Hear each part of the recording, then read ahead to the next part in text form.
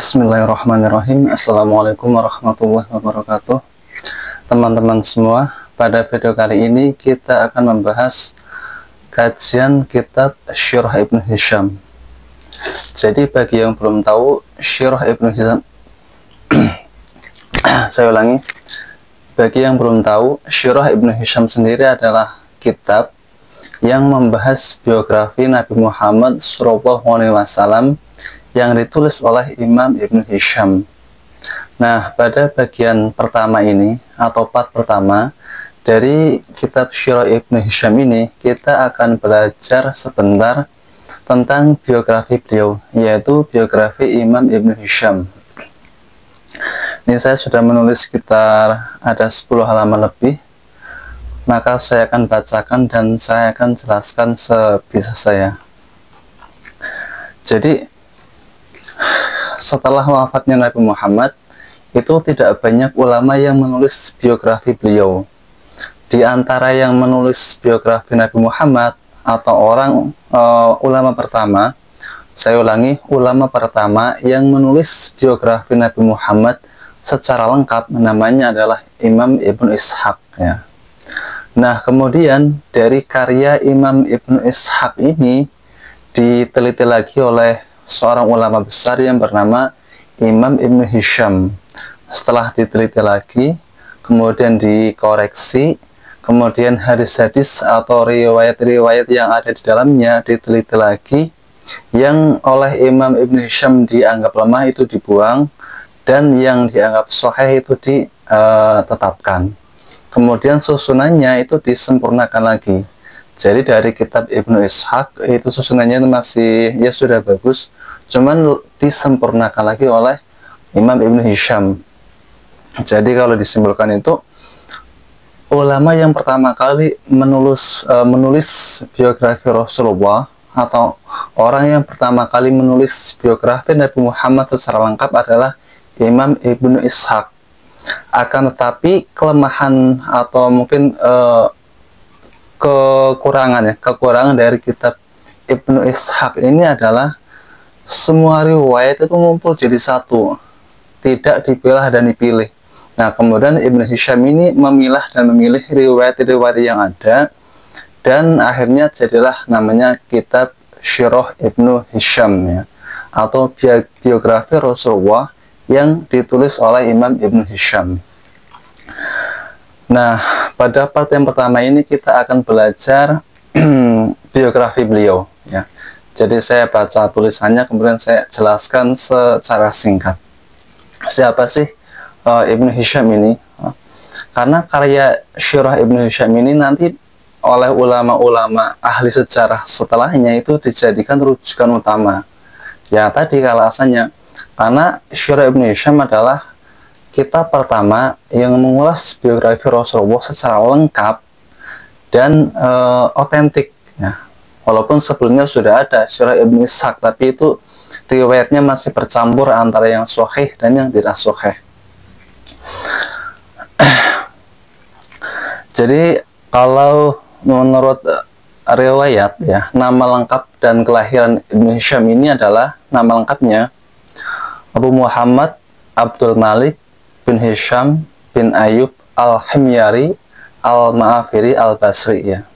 Ia lebih dikenal dengan sebutan Ibnu Hisham.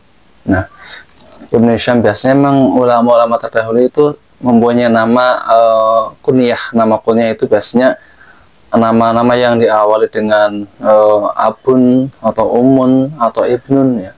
Ibnu Hisham atau Abu Abdillah atau Ummi Kulsum atau Abu Bakrin. Nah, itu nama-nama kunyah, nama yang disandingkan atau diawali dengan Abun, Umun, Bintun, dan sebagainya. Nah, siapa sih beliau ini? Beliau nisbah al-Himyari merujuk bahwa beliau berasal dari kabilah Himyar, salah satu suku besar di wilayah Yaman bagian selatan. Jadi asalnya Ibnu Hisham ini itu berasal dari Yaman, karena dulu di daerah Yaman bagian selatan, ya, atau Arab bagian selatan yang sekarang menjadi negara Yaman, itu dulu ada kerajaan Arab besar namanya kerajaan dinasti Himyar, ya. Ratu Balkis itu kan dari Yaman, ya, contohnya. Nah, kerajaan Himyar ini yang nanti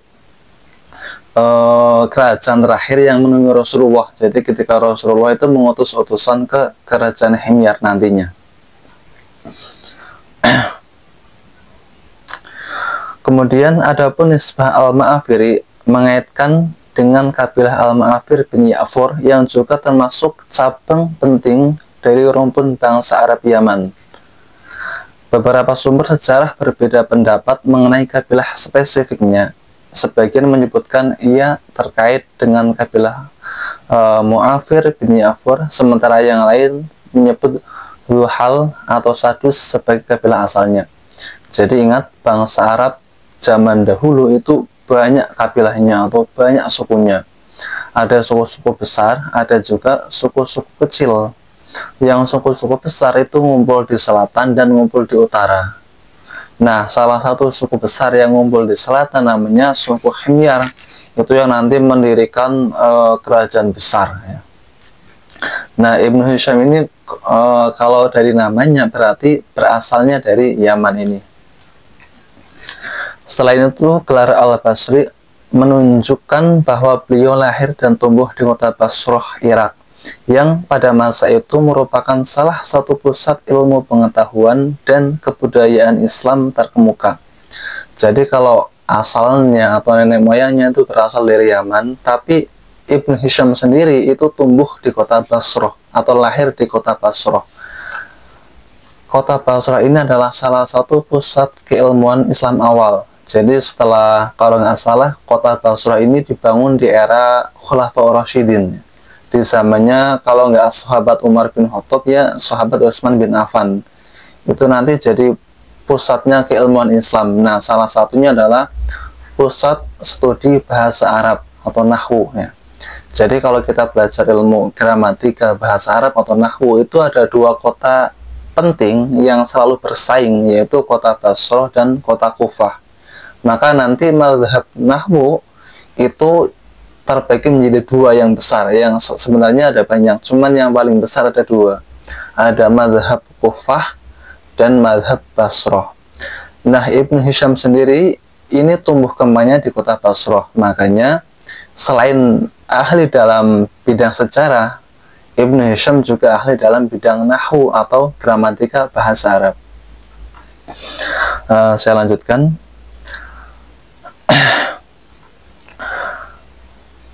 Di kota inilah, maksudnya adalah di kota Basrah inilah, Ibnu Hisham menimba ilmu dari para ulama besar sebelum kemudian berpindah ke Mesir, tempat ia menghabiskan sisa hidupnya dan menyebarkan ilmunya. Jadi Ibnu Hisham ini asalnya dari Yaman, tapi lahirnya di kota Basrah, tapi sebagian besar hidupnya itu dihabiskan di Mesir. Jadi ketika beliau mengarang kitab-kitabnya yang fenomenal, itu kebanyakan di Mesir, sampai beliau wafat di sana. Para ulama berbeda pendapat mengenai tahun kelahiran beliau, namun secara umum disepakati bahwa Ibnu Hisham hidup pada paruh kedua abad Hijriyah dan wafat sekitar tahun 218 Hijriyah atau Masehinya tahun 833 Masehi di kota Fustat, ya. Jadi salah satu kota besar di Mesir pada zaman lampau. Ya. Kemudian tempat dan tanggal lahir. Nah, ini yang belum dibahas. Informasi mengenai tempat dan tahun kelahiran Ibnu Hisham tidak tercatat dengan pasti dalam sumber-sumber sejarah yang tersedia. Jadi memang zaman dahulu itu belum ada akte, ya. Makanya kelahiran-kelahiran orang di zaman dahulu itu kebanyakan diperkirakan. Ya, ada juga yang dicatat, ya, persis hari dan tanggalnya. Tapi kalau sebagian besar itu memang berupa perkiraan-perkiraan. Karena pencatatan zaman dahulu tentu belum secanggih zaman sekarang. Dan itu bisa dimaklumi. Namun para sejarawan umumnya sepakat bahwa beliau menghabiskan masa pertumbuhan dan awal menuntut ilmunya di Basrah, Irak. Ya. Basrah pada masa itu merupakan salah satu pusat keilmuan dan peradaban Islam yang sangat maju. Jadi pada era-era awal pemerintahan Islam itu ada beberapa kota yang penting, yaitu Madinah jelas, kemudian Damaskus, kemudian Kufah, kemudian Basrah, Baghdad, dan Kairo. Ini ada 6 kota yang penting ya pada masa-masa Islam era awal. Dan Ibnu Hisham ini hidup di kota Basrah ya, maksudnya pada awal kelahiran dan menuntut ilmu. Nanti setelah cukup ilmunya, ternyata beliau menghabiskan sisa hidupnya berdakwah, berkarir, dan sebagainya itu di kota Fustat, Mesir. Kemudian Basrah pada masa itu merupakan salah satu pusat keilmuan dan peradaban Islam yang sangat maju, yang terkenal dengan tradisi kebahasaan atau nahwu dan keilmuannya yang kuat. Setelah mencapai tingkat keilmuan yang mumpuni di kota Basrah, beliau kemudian bermigrasi atau berpindah dan menetap di Fustat, Mesir hingga akhir hayatnya. Aktivitas keilmuannya yang tercatat kebanyakan berlangsung di Mesir, di mana ia kemudian dikenal sebagai seorang ahli tata bahasa dan sejarawan. Nah, ini yang saya katakan tadi. Jadi lahirnya di kota Basrah, menuntut ilmu di kota Basrah, akan tetapi sebagian besar hidupnya sampai akhir hayatnya itu di kota Fustat, Mesir. Beliau tadi karena lahir di kota Basrah, dan ketika itu Basrah merupakan pusat studi bahasa Arab ya. Jadi lahirnya ulama-ulama nahwu kebanyakan di kota Basrah dan satu lagi di kota Kufah. 2 kota ini, makanya nanti dalam ilmu nahwu atau ilmu gramatika bahasa Arab itu ada 2 mazhab besar, yaitu mazhab Basrah dan mazhab Kufah ya. Yang selain mazhab Basrah dan mazhab Kufah itu juga ada lagi, ada mazhab Andalus, ada mazhab Baghdad, ada masih banyak lah. Cuman yang paling besar atau yang paling berpengaruh 2 kota ini, kota Basrah dan kota Kufah, yaitu kota yang banyak sekali ilmuwan-ilmuwan ahli tata bahasa Arab ya, seperti Imam Syibawayh, Imam Kisai, Imam Al-Faro, Imam Akhfas, dan masih banyak lagi. Kemudian masa wafat Ibnu Hisham ya. Ibnu Hisham wafat di Fustat, Mesir pada tanggal 7 Mei tahun 833 Masehi atau bertepatan dengan tahun 218 Hijriah. Terdapat juga beberapa riwayat lain yang menyebutkan tahun 213 Hijriah. Jadi ada pendapat yang mengatakan Ibnu Hisham ini wafatnya tahun 218 Hijriah, tapi ada juga yang mengatakan 213 Hijriah. Ya, ini kok bisa berbeda pendapat ya. Sekali lagi ya, memang pada era-era itu pencatatan itu belum secanggih zaman sekarang ya. Kalau sekarang semua orang lahir itu sudah di scan, apalagi kalau di negara-negara maju ya. Sudah scan mata, scan sidik jari sudah kuno. Sekarang scan mata, itu langsung tahu semua lahirnya, terus ininya pernah melakukan kriminal atau tidak, itu sudah ada datanya zaman sekarang. Kalau zaman dulu tuh masih manual kan, masih tulis tangan, pulpennya pun masih pulpen tutul itu kan, biasanya penanya dari bulu, tintanya pakai tinta yang gosok itu. Jadi ketika ada simpang siur itu masih bisa dimaklumi. Kemudian beliau wafat setelah menetap di Mesir selama beberapa waktu dan mengajar syirah atau sejarah atau biografi serta sejarah Islam kepada banyak murid. Murid-muridnya kemudian meneruskan riwayat syirah An-Nabawiyah, diantaranya adalah Umar bin Abdul Aziz Al-Baghdadi, yang kemudian menyalin naskah itu dan menyebarkannya ke Andalusia, Maghrib, dan Syam. Jadi kitab Syirah An-Nabawiyah atau biografi Nabi Muhammad yang dikarang oleh Ibnu Hisham ini kok sampai ke tangan kita di zaman sekarang, di zaman modern ini. Nah, salah satunya adalah berkat murid-murid beliau yang aktif menyalinnya. Nah, salah satunya adalah Umar bin Abdul Aziz Al-Baghdadi. Ini adalah salah satu murid beliau yang kemudian menyalin naskah tersebut dan mempopulerkannya sampai ke banyak negara Islam ketika itu. Ada Andalus, Spanyol, berarti kan. Kemudian Maghrib. Maghrib itu adalah wilayah bagian barat Maroko, biasanya Afrika Utara bagian barat. Nah, sekarang bagian dari Maroko dan sekitarnya. Dan juga Syam, ya. Syam. Ketika itu Syam memang masih pusat peradaban Islam. Nah, Syam itu kalau zaman sekarang meliputi wilayah Lebanon, Palestina, Israel, Lebanon, Syria, itu daerah Yordan, itu daerah Syam. Ketidakpastian, saya lanjutkan, ketidakpastian mengenai detail kelahiran dan adanya variasi dalam catatan kewafatannya merupakan hal yang wajar, mengingat gaya hidupnya yang berpindah-pindah, ya, merantau untuk menuntut ilmu. Nah, jadi selain zaman dahulu pencatatan masih manual, dan kebanyakan ulama ketika itu memang tidak menetap di satu kota. Biasanya itu mereka, para ulama itu berpindah-pindah dari satu kota ke kota lain, dari negara bagian ke negara bagian yang lain, dari kerajaan dan dari satu kerajaan ke kerajaan yang lain. Itu memang kayak gitu pola ulama terdahulu. Bukan untuk apa-apa, tapi untuk mencari ilmu, ya. Ada juga pedagang juga berpindah-pindah dari negara A ke negara B ke negara C.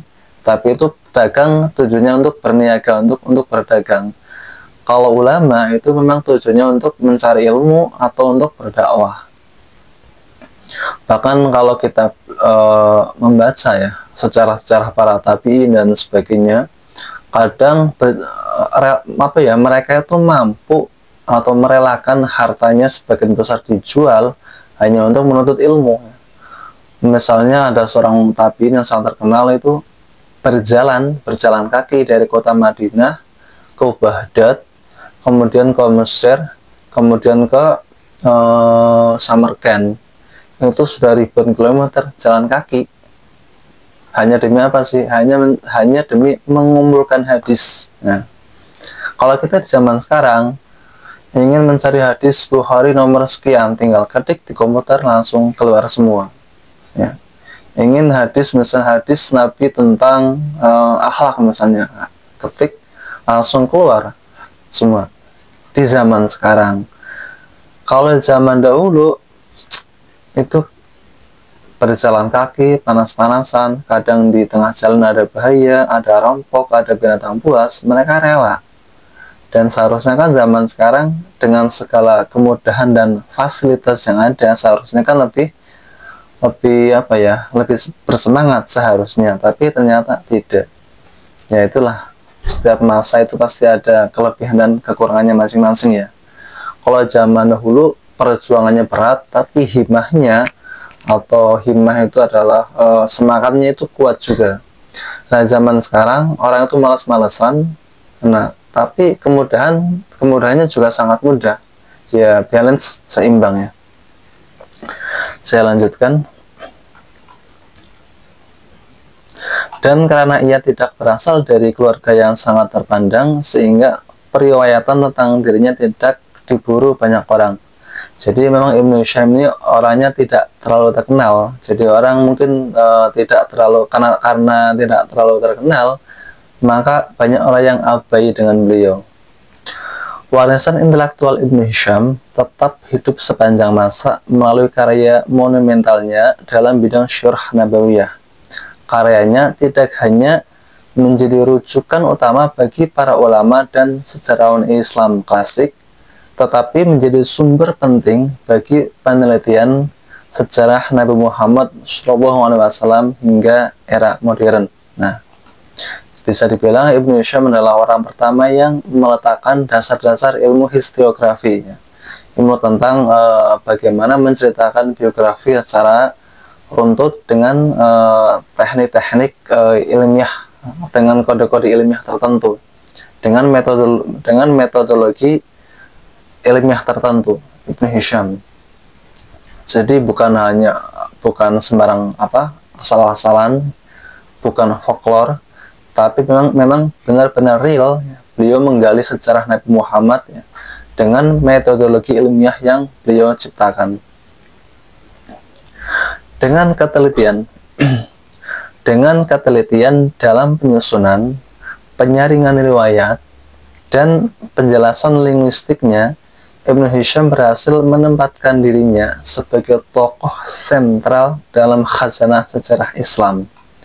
Dan Asy-Syurah An-Nabawiyah menjadi tonggak penting dalam tradisi keilmuan yang menggabungkan antara riwayat, adab, dan analisis secara mendalam. Nah, walaupun banyak orang atau banyak ulama yang menulis sejarah Nabi Muhammad, yang menulis sirah nabawiyah, tapi bisa dibilang Ibnu Hisham adalah satu-satunya tokoh yang dijadikan sentral, dijadikan panutan, dijadikan benar panutan dalam penulisan karya-karya sirah setelahnya. Kemudian di sini dikatakan Imam As-Suyuti memuji kontribusi besar Ibnu Hisham dalam menyeleksi dan menyusun ulang karya Ibnu Ishaq dengan berkata, seperti yang saya katakan tadi, kitab Syirah Ibnu Hisham ini asalnya adalah kitab Syirah Ibnu Ishaq atau kitab sejarah Nabi Muhammad yang ditulis oleh Ibnu Ishaq. Akan tetapi setelah diteliti oleh Ibnu Hisham, ternyata riwayat-riwayat atau hadis-hadis atau cerita-cerita di situ tidak semuanya sahih, ya. Makanya oleh Ibnu Hisham disaring, ya, setelah disaring dan diperbaiki dan disempurnakan lagi, jadilah kitab Syirah Ibnu Hisham ini. Di sini Imam As-Suyuti memuji Ibnu Hisham, ya. Di sini Imam As-Suyuti mengatakan, qad jama'a Ibnu Hishamin as-siratan nabawiyata fa ahsana tanqihaha fahadzabaha wa akhrajaha fi ajmali surah.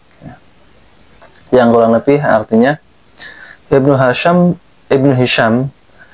Hisham telah menghimpun sirah nabawiyah. Maksudnya adalah sirah nabawiyahnya karangan Ibnu Ishaq. Kemudian tidak hanya menghimpun tapi memperbaikinya dengan sangat baik. Selain dicek ulang, kemudian diperbaiki lagi, menyusunnya dengan indah. Setelah dicek, susunannya mungkin kurang rapi, diperbaiki lagi susunannya, dan menampilkannya dalam bentuk yang paling sempurna. Ini adalah menurut ungkapan Imam As-Suyuti ketika memuji Ibnu Hisham, ya. Ini dalam Al-Mukhawdarah fi Tarikh fil Misri Al-Qahirah fil Misri.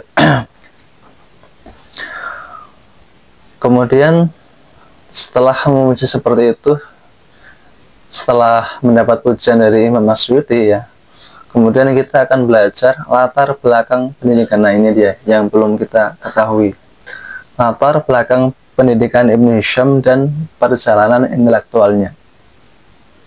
Yang pertama adalah guru-guru dan perjalanan intelektual. Nah, kita belajar siapa sih guru-guru dari Ibnu Hisham ini dan bagaimana perjalanan intelektual beliau. Kita akan belajar secara singkat. Ibnu Hisham hidup pada masa Daulah Abbasiyah. Jadi tahun 200 Hijriah, ya. Ya, berarti Daulah Abbasiyah di era-era awal, ya.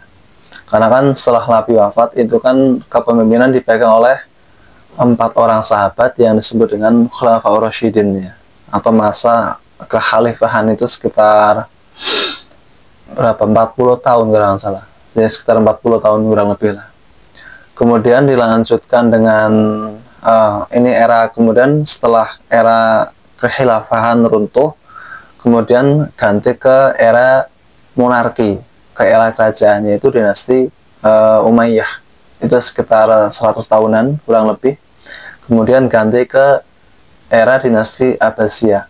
Nah, Ibnu Hisham ini hidup di era Daulah Abbasiyah, berarti di era di mana Islam sedang masa jaya-jayanya, yaitu era di mana umat Islam menguasai wilayah yang sangat luas dan menjadi mercusuar peradaban dan pengetahuan, ya, di mana semua ilmuwan ngumpul jadi satu di kota Baghdad ketika itu, baik ahli astronomi, ahli biologi, ahli kimia, ahli semuanya macam-macam, termasuk para ulama ngumpul jadi satu di Kekhilafahan Abbasiyah. Nah, Ibnu Hisham itu hidup pada era-era tersebut, pada era Golden West, pada masa era keemasan Islam. Kemudian saya mana tadi? Ibnu Hisham hidup pada masa keemasan Islam, yaitu masa dinasti Abbasiyah, di mana kegiatan ilmiah dan pencarian ilmu pengetahuan sangat dihargai, serta berkembang pesat di berbagai bidang seperti tafsir, hadis, bahasa, sejarah, filsafat, astronomi, dan lain-lain. Nah, tadilah yang saya katakan tadi, Ibnu Hisham hidup pada era keemasan Islam, baik ilmu-ilmu agama atau ilmu-ilmu eksak itu sedang masa jaya-jayanya. Perjalanan intelektualnya dimulai di kota Basrah, sebuah kota besar yang menjadi pusat keilmuan Islam dan terkenal dengan mazhab nahwunya yang masyhur. Di kota ini, Ibnu Hisham tumbuh dalam lingkungan ilmiah yang subur, dan sejak muda telah menunjukkan kecintaan yang mendalam terhadap bahasa Arab dan sejarah Nabi Muhammad Shallallahu Alaihi Wasallam. Yang seperti saya katakan tadi, kota Basrah adalah pusat keilmuan Islam, khususnya di bidang bahasa atau gramatika atau nahwu. Menurut Al-Zahabi, menurut Imam Al-Zahabi dalam kitab Syiarul A'lam An-Nubala, Ibnu Hisham termasuk murid yang tekun mempelajari riwayat dan karya Ibnu Ishaq. Nah, jadi saya ulangi lagi, kitab Sirah Nabawiyah atau biografi Nabi Muhammad yang ditulis oleh Ibnu Hisham ini sebenarnya adalah hasil penyempurnaan dari kitab karya Ibnu Ishaq. Nah, jadi kitabnya Ibnu Ishaq, Sirah Nabawiyahnya Ibnu Ishaq itu disempurnakan lagi oleh Ibnu Hisham. Tadi saya ulangi, Ibnu Hisham termasuk murid yang tekun mempelajari riwayat dan karya Ibnu Ishaq yang dikenal sebagai penulis pertama Sirah An-Nabawiyah. Nah, jadi kalau dikatakan siapa sih orang yang pertama kali menulis biografi Nabi Muhammad secara utuh, secara lengkap, jawabannya adalah Ibnu Ishaq. Akan tetapi riwayat-riwayat yang ada di dalam kitabnya Ibnu Ishaq itu tidak semuanya sahih, karena Ibnu Ishaq tidak menyaringnya. Nah, kemudian datanglah Ibnu Hisham setelah diteliti, oh ternyata ini riwayat-riwayat ini tidak semuanya sahih, maka disaringlah oleh Ibnu Hisham dan disempurnakan lagi, maka jadilah kitab Asy-Syirah An-Nabawiyah lil Ibnu Hisham, yaitu kitab yang menjelaskan tentang biografi Nabi Muhammad yang ditulis oleh Imam Ibnu Hisham. Di sini Imam Al-Zahabi berkomentar seperti ini. Warawa Ibnu Hishamin siratan Nabi sallallahu alaihi wasallam an Ibnu Ishaq wa hadzabaha wa naqahaha. Yang kurang lebih terjemahnya, Ibnu Hisham meriwayatkan sirah Nabi Muhammad sallallahu alaihi wasallam dari Ibnu Ishaq. Kemudian beliau menyusunnya kembali dengan penjernihan dan penyempurnaan. Nah, tadi, jadi dari karya Ibnu Ishaq disusun ulang, disempurnakan, dicernihkan, dan disempurnakan. Maka jadilah Sirah Ibnu Hisham ini. Yang nanti kitab Sirah Ibnu Hisham ini jadi patokan bagi ulama-ulama yang ingin mempelajari sejarah Nabi Muhammad, yaitu ulama-ulama setelahnya, seperti Imam Asyuti, Imam At-Tabari, Imam Az-Zahabi, dan macam-macam lagi. Namun hubungan tersebut tidak terjadi secara langsung, melainkan melalui perantara gurunya yang paling berpengaruh, yaitu Ziyad bin Abdullah al-Bukai al-Kufi, yang wafat tahun 803 Masehi atau 184 Hijriah. Nah, tapi di sini dikatakan Ibnu Hisham ini tidak berguru secara langsung kepada Ibnu Ishaq, itu tidak, tapi lewat perantara gurunya yang bernama Ziyad bin Abdullah al-Bukai. Jadi Ziyad bin Abdullah Al-Bukai inilah yang menjadi mentornya Ibnu Hisham untuk menulis kitab Syirah Ibnu Hishamnya, yang mana kitab Syirah Ibnu Hisham ini adalah hasil dari penyempurnaan kitab Syirah Ibnu Ishaq. Kemudian saya lanjutkan tadi sampai mana? Ini dia. Ibnu Hisham mempelajari dan meriwayatkan, aduh ada motor, sebentar. Nunggu sebentar dulu. Nah, sudah nggak ada. Saya lanjutkan.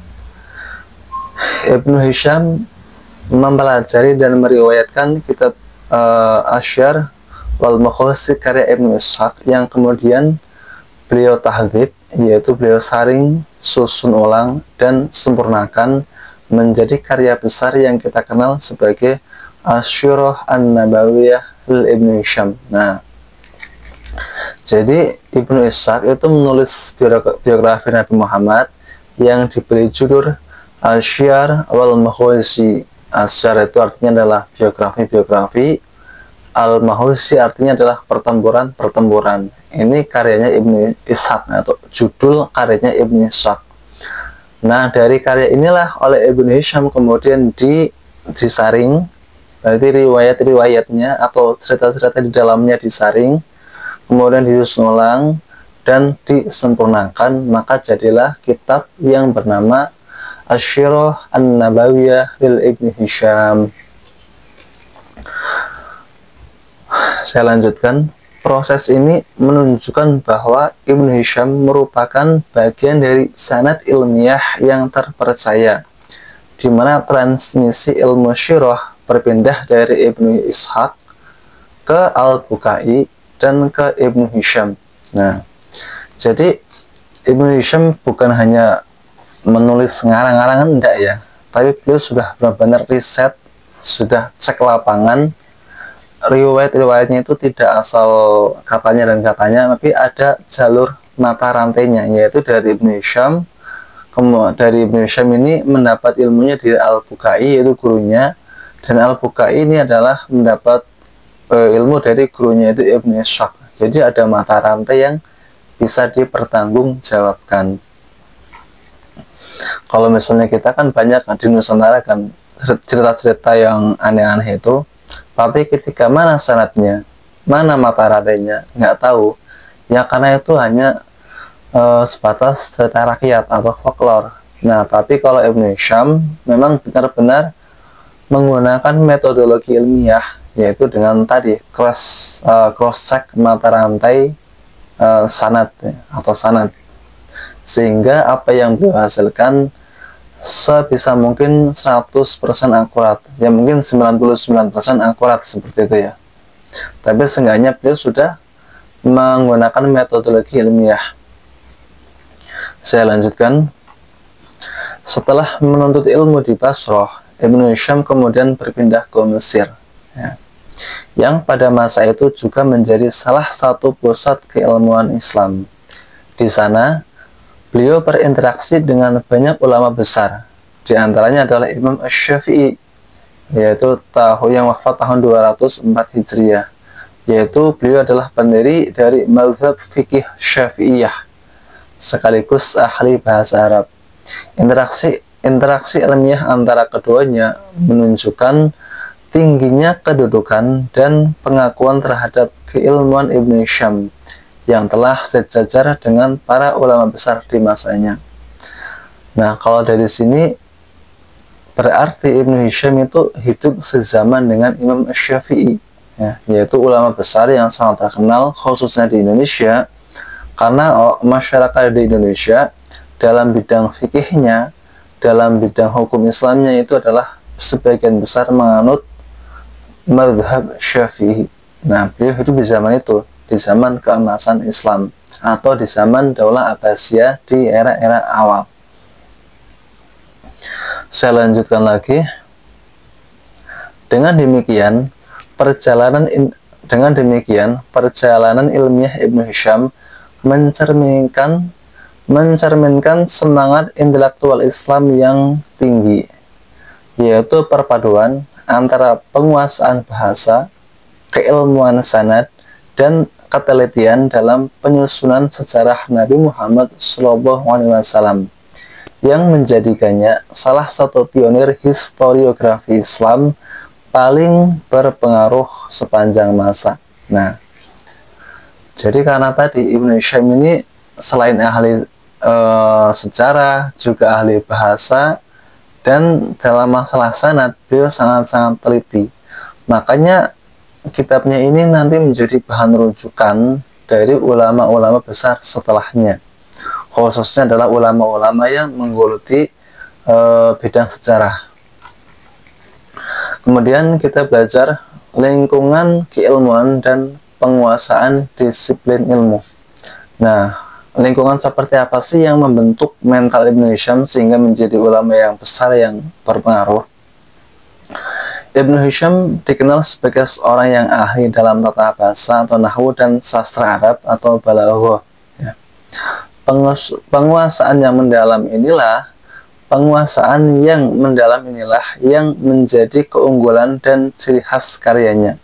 Jadi kalau Ibnu Hisham itu memang tadi sering sekali di situ banyak syair-syair yang kalau kita dengar, kalau yang ngerti ilmu balaghah, ilmu sastra Arab, wah ini orang memang ahli tata bahasa Arab ini, ahli gramatika bahasa Arab, bahkan ahli sastra Arab, karena isinya puitis. Ya. Beliau tidak hanya sekedar meriwayatkan sejarah, tetapi juga menganalisis, menyunting, dan menyusunnya dengan kerangka bahasa yang baik. Nah, jadi tadi beliau ketika meriwayatkan tidak hanya asal menceritakan, tapi beliau seorang yang kritis. Ya. Dianalisis dulu. Ya. Oh ini kayaknya riwayatnya ini palsu deh, buang. Ini riwayatnya ini kayaknya sahih deh, maka tetap ditetapkan atau ditulis. Itulah kalau ulama terdahulu memang sangat-sangat hati-hati. Selain itu, beliau juga pakar dalam ilmu nasab, ya, silsilah atau keturunan, khususnya nasab bangsa Arab Selatan atau Himyar, yang tercermin dari karyanya yang lain yang berjudul Atijan lil Ma'rifah al-Muluk az-Zaman, yaitu yang maknanya mahkota-mahkota untuk mengenal raja-raja masa lalu. Nah, jadi beliau juga ahli dalam bidang nasab. Ya. Kalau di tradisi Semitik, ya, tradisi di Timur Tengah, itu memang orang sampai sekarang pun tuh masih bangga menyebutkan nasabnya. Ya. Makanya ada orang-orang zaman dulu tuh ada yang hafal nasabnya atau garis silsilahnya itu sampai kadang 20 keturunan ke atas, bahkan ada yang sampai 50 itu hafal. Ya. Makanya nanti di kitab Ibnu Hisham ini nanti ada riwayat Nabi Muhammad, ya, dan garis keturunannya ke atas seperti Muhammad bin Abdullah bin Abdul Muthalib sampai nanti bin Nabi Ismail bin Nabi Ibrahim sampai bin Nabi Nuh sampai bin Sis, Nabi Sis, dan bin Adam itu ada. Walaupun nanti di situ banyak perkhilafan ulama di antaranya. Tapi itu memang tradisi Timur Tengah. Nah, mungkin berbeda dengan di sini di Jawa, ya, atau di Nusantara kan. Kita paling kan hafal nama bapak, kemudian kakek, kemudian apa? Buyut palingan. Seatasnya buyut apa? Cangga, dan paling gini. Pun jarang kan yang hafal 4 garis keturunan ke atas, itu jarang di Indonesia. Tapi kalau orang-orang Arab, kemudian ya selain Arab berarti apa? Yahudi saya kurang tahu, ya. Tapi kalau tradisi Semitik itu biasanya memang sangat membanggakan nasab atau keturunan. Ada yang hafal sampai 10 garis keturunan ke atas, ada yang hafal 20, bahkan ada yang hafal 50 lebih.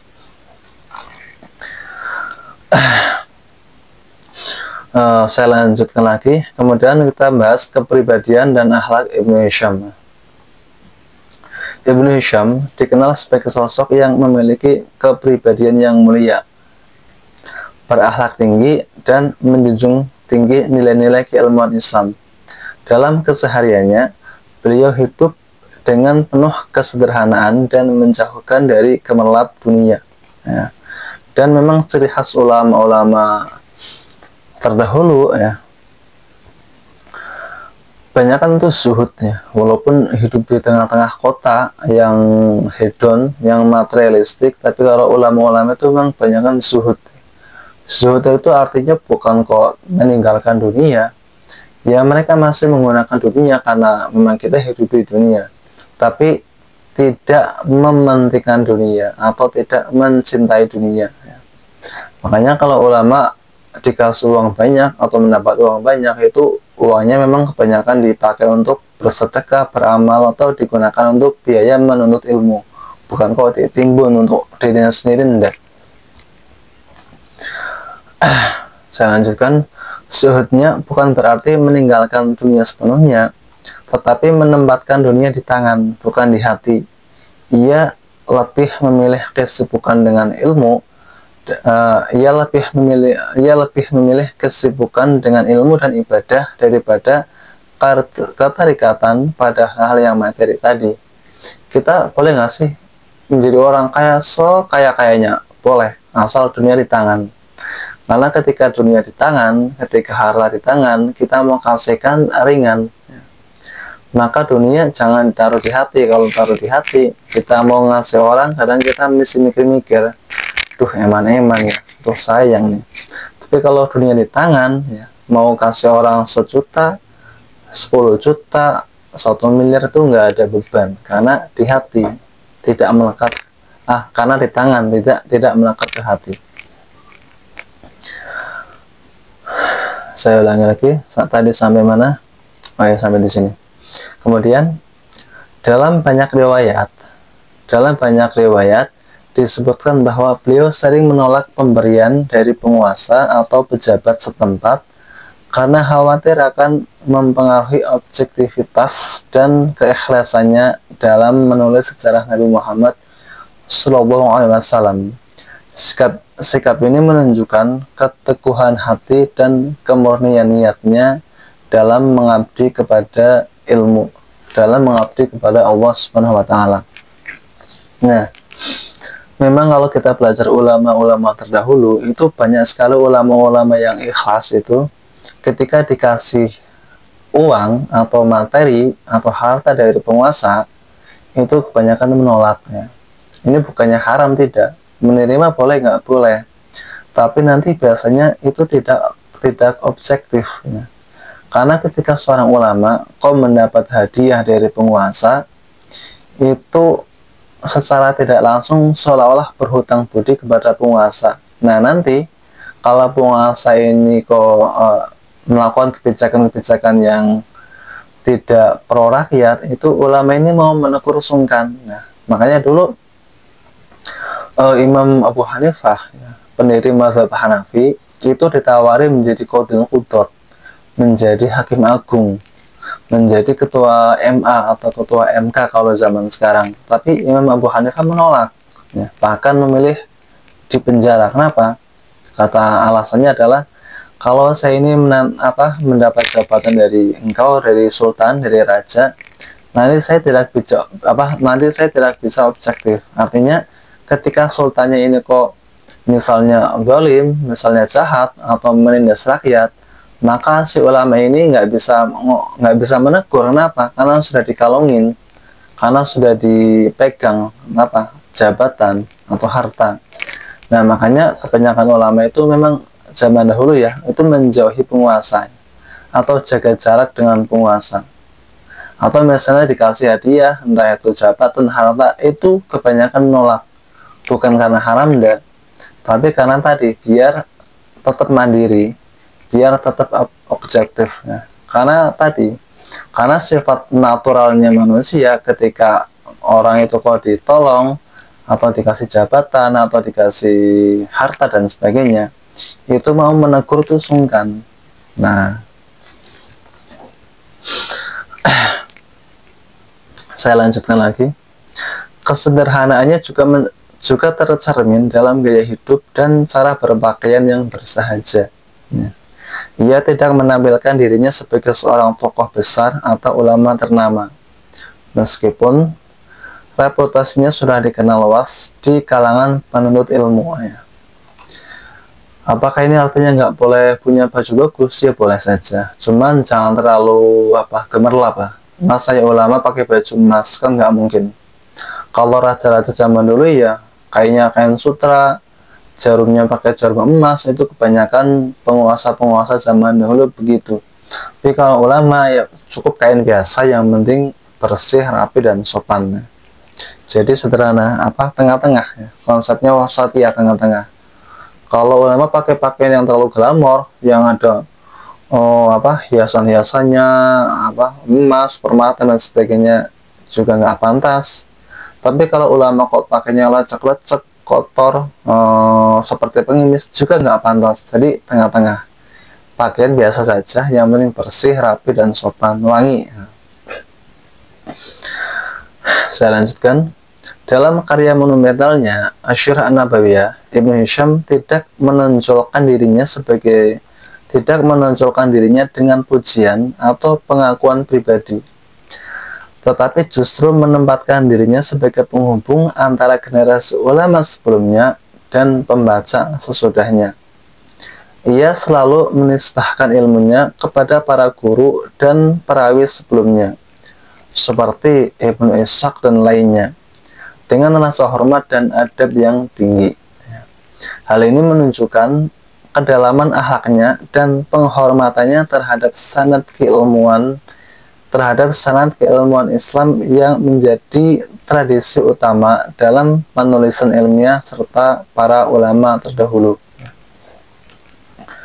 Jadi memang bedanya orang yang menulis karena ingin dia terkenal atau ingin menulis karena memang dia cinta kepada ilmu, ya bisa dilihat dengan gaya tulisannya. Kalau ulama menulis kitab kok banyak kata saya, ini kebanyakan sih karena mungkin ingin mendapat pujian. Ya walaupun kita nggak bisa menghakimi isi hati seseorang ya. Tapi kalau terlalu banyak menunjukkan pribadi, wah kesannya kan ini kayaknya orang mau terkenal. Tapi kalau Ibnu Hisham ini tadi tawadu, rendah hati, kebanyakan itu guru saya, jadi jarang menggunakan diksi saya, tapi biasanya guru saya, para alim, dan sebagainya gitulah. Nanti bisa dibaca sendiri.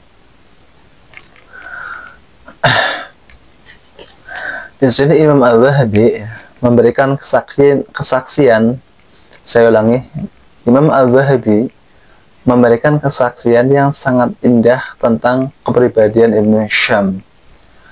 Beliau berkata dalam kitabnya Tarikh Al-Islam, ya, perkataan Al-Wahabi ini seperti ini: karena rajulan sholihan thiqatan mutawari'an layak tubuh ilama yasuhu wa yasbut, ya, yang artinya Ibnu Hisham ya, beliau adalah seorang yang soleh, terpercaya, berhati-hati, dan tidak menulis kecuali sesuatu yang sahih dan terbukti. Nah, sekarang banyak sekali orang yang melihat postingan di medsos, dia nggak tahu ini postingan benar atau salah, ya, benar atau bohong, benar atau hoax, tahu-tahu di-share, tahu-tahu dikomentari.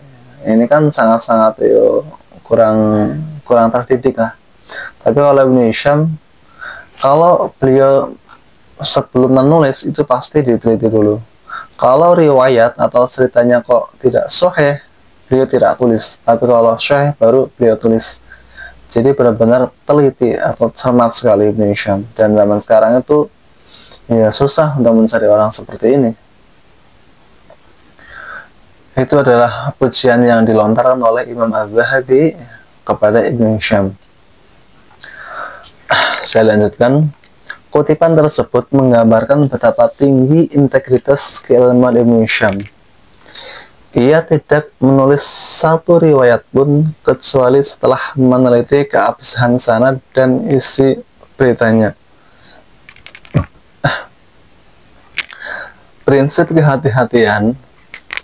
Prinsip kehati-hatian ini menjadi karakter utama yang membedakannya dari banyak penulis sejarah lain di masanya. Dengan ketelitian tersebut, beliau menjadi panutan dalam metodologi penulisan sirah yang ilmiah dan bertanggung jawab. Bahkan, sebagian ulama setelahnya menilai bahwa sifat amanah dan waro' yang dimiliki Ibnu Hisham telah menjadi sebab diterimanya karyanya secara luas di dunia Islam, sehingga tetap relevan dan dipercaya hingga berabad-abad lamanya. Nah, dulu banyak sekali orang yang menulis sejarah Nabi Muhammad, tapi hanya sedikit yang karyanya langgeng sampai sekarang, yaitu karyanya Ibnu Hisham. Kenapa? Karena beliau ini orang yang tadi dikatakan waro, teliti, dan amanah. Amanah artinya bisa dipercaya. Waro itu orang yang meninggalkan perkara yang syubhat, ya. Jadi kalau perkara yang haram kan memang harus ditinggalkan, ya. Tapi kalau perkara yang syubhat, yang nggak jelas halal atau haramnya, itu lebih baik ditinggalkan. Nah, orang yang berani meninggalkan perkara yang syubhat itu namanya orang yang waro. Itu kurang lebih penjelasan sederhana tentang waro. Ibnu Hisham ini adalah orang yang amanah dan juga waro. Makanya karyanya yaitu Syirah Ibnu Hisham ini barokah sampai sekarang. Saya lanjutkan. Lebih dari sekedar penulis sejarah, ya, Ibnu Hisham juga menampilkan etika ilmiah dan spiritualitas yang tinggi dalam setiap lembar karyanya, ya. Ia menulis dengan hati yang dipenuhi rasa cinta dan penghormatan kepada Nabi Muhammad SAW, sehingga kitab Asy-Syirah An-Nabawiyah tidak hanya memuat data sejarah, tetapi juga menggambarkan keagungan akhlak Nabi dan semangat dakwah Islam dengan nuansa rohani yang dalam. Nah, selama ini kalau kita belajar sejarah Nabi Muhammad, isinya itu kebanyakan politik. Tapi di sini Ibnu Hisham itu memotret detail-detail kecil, ya, potret-potret di mana akhlak Nabi itu ditonjolkan. Dalam beberapa penjelasan, saya ulangi, dalam beberapa penjelasan linguistik dan syair yang ia sertakan, tampak keikhlasannya untuk menjaga kesucian makna surah dari penyimpangan, serta menjelaskan keindahan bahasa Arab yang digunakan dalam konteks kenabian.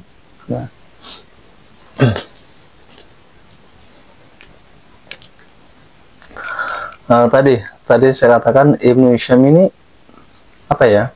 Ya tadi selain ahli dalam sejarah, juga ahli bahasa, ya, ahli bahasa. Jadi ketika menulis sejarah Sirah Nabawiyah, nanti kan ini tidak hanya sejarah Nabi Muhammad. Itu sebelumnya Ibnu Hisham memotret sekilas tentang peradaban Arab pra-Islam. Nah, di situ nanti beliau banyak mencantumkan syair-syair Arab, berikut penjelasannya. Nah, karena beliau ahli bahasa Arab, baik gramatika maupun sastranya, maka penjelasannya enak dan mudah dipahami. Dengan demikian, karya Ibnu Hisham bukan hanya catatan sejarah, tetapi juga bentuk ibadah ilmiah yang merefleksikan keseimbangan antara ilmu, iman, dan adab. Suatu ciri khas ulama besar yang tulus dalam perjuangan ilmunya. Nah, ilmu, iman, dan adab. Nah, ini tiga-tiganya memang banyakkan orang itu nggak mampu menggabungkan ketiganya. Orang kalau pinter banget, ilmiah banget, kadang-kadang imannya tipis, adabnya kadang-kadang nggak ada. Atau misalnya orang adabnya kuat banget, ya, kadang imannya tipis, ilmunya juga biasa-biasa. Atau misalnya orang imannya kuat banget, kadang-kadang juga adabnya kurang, ilmunya juga kurang. Tapi Ibnu Hisham ini mampu menggabungkan ketiganya.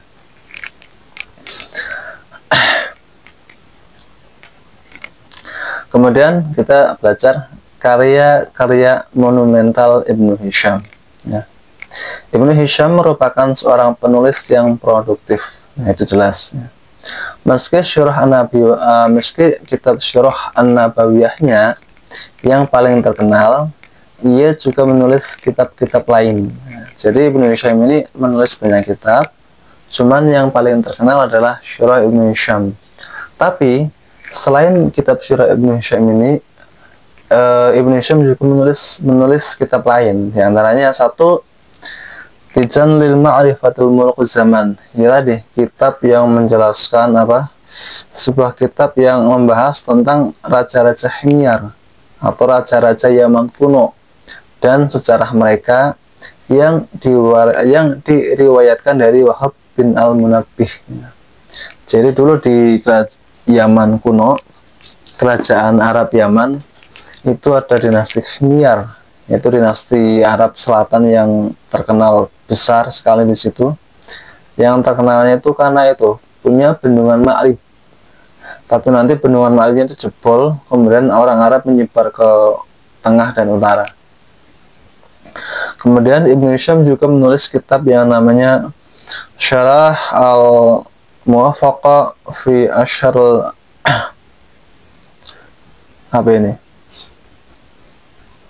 Syarah Al-Muwafaqah. Tapi ini bukan Al-Muwafaqat, bukan ya. Kalau Al-Muwafaqat itu kitabnya Imam Syatibi. Tapi ini Syarah Al-Muwafaqah. Kok Al-Muwafaqah sih? Yang ini intinya adalah penjelasan tentang syair-syair yang mengandung kosakata langka. Ya tadi, karena Ibnu Hisham seorang ahli bahasa, ahli tata bahasa, ahli balaghah, makanya syair-syair Arab itu sudah jadi makanan sehari-hari Ibnu Hisham ini. Makanya nanti kalau ada syair-syair Arab yang mungkin kata-katanya langka atau janggal, itu dijelaskan oleh Ibnu Hisham dalam kitabnya ini,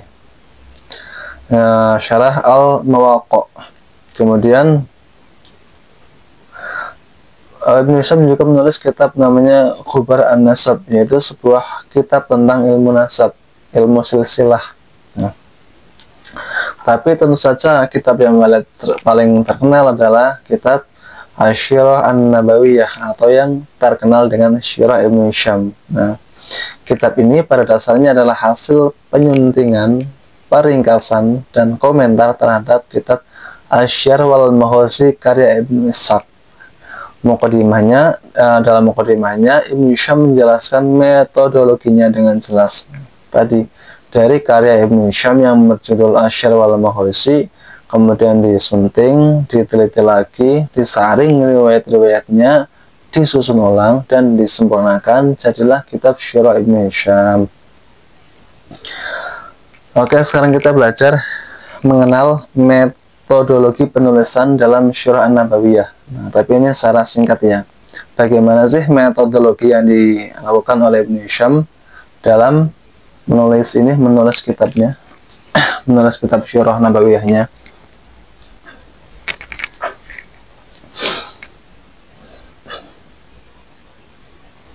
Sebentar. Mana apa ini?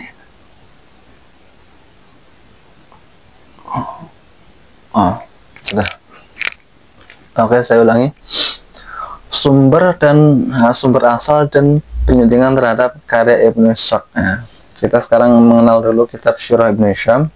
Jadi sumber utama penulisan kitab Syirah Ibnu Hisham ini adalah dari karyanya Ibnu Ishaq, ya.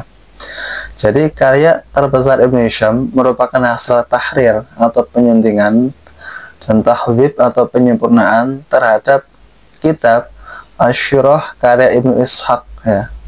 Ibnu Ishaq ini wafatnya tahun 150 Hijriah. Kitab asal Ibnu Ishaq tidak sampai kepada kita secara utuh, dan naskah yang beredar hingga kini merupakan hasil penyusunan ulang dan penyaringan oleh Ibnu Hisham. Ibnu Hisham sendiri menulis dalam mukadimahnya seperti ini. Jadi